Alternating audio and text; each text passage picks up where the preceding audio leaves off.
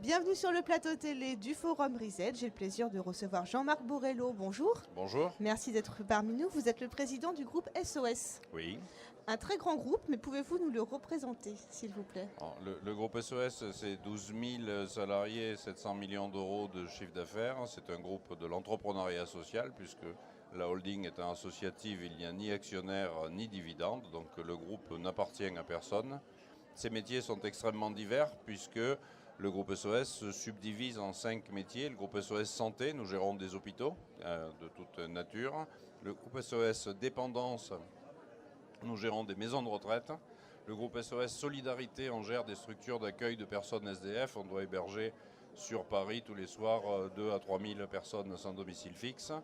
On a un dispositif jeunesse avec la protection judiciaire et sociale de l'enfance. Et enfin, emploi, puisque nous gérons une quarantaine d'entreprises d'insertion.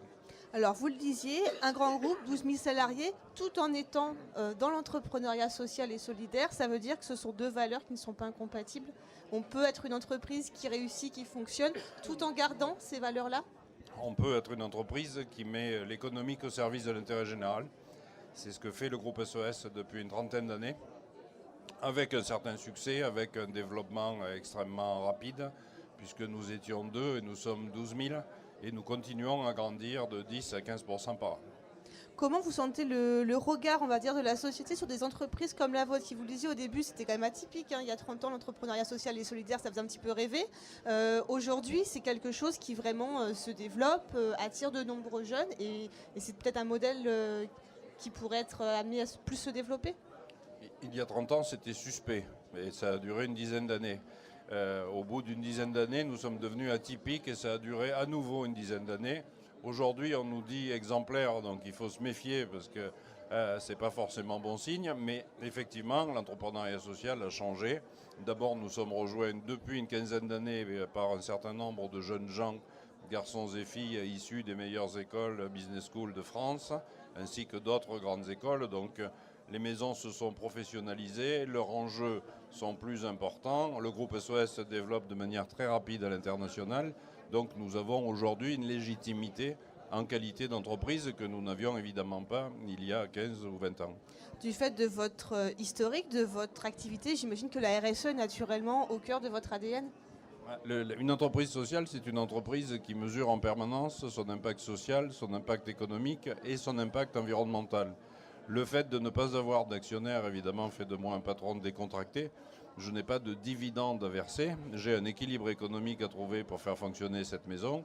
Et évidemment, une mesure précise de l'impact social et de l'impact environnemental qui sont nos métiers, nos cœurs de métier, quelles que soient les activités pratiquées.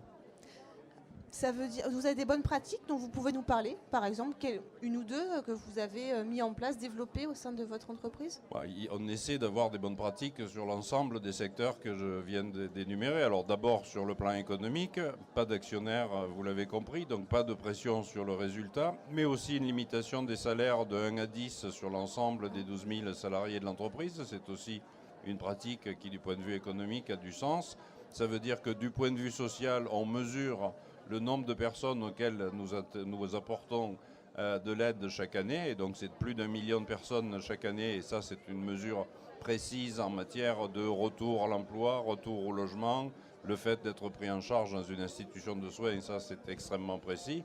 Et du point de vue environnemental, évidemment, il y a bien longtemps que nous avons adopté tous les systèmes, depuis la construction jusqu'à la rénovation des bâtiments pour améliorer leur impact thermique, en passant par l'usage des vélos électriques, des plateformes de mobilité avec WeMove à travers toute la France qui permettent de mettre à disposition des moyens de locomotion qui ne soient pas polluants. Il y a bien longtemps que nous avons interdit les véhicules de fonction diesel à Paris, par exemple. Donc nous essayons d'être innovants aussi sur ces aspects-là.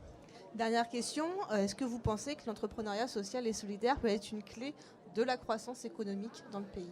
Je pense que l'entrepreneuriat social, c'est une des clés. La clé majeure, c'est l'évolution des pratiques des grandes et des petites entreprises. Et en rencontrant les entrepreneurs sociaux, en faisant en sorte qu'il y ait des mélanges dans les pratiques, que les bonnes pratiques des uns soient reprises par les autres, nous nous améliorons ensemble pour faire des entreprises vertueuses à l'avenir. Merci beaucoup. Je vous en prie.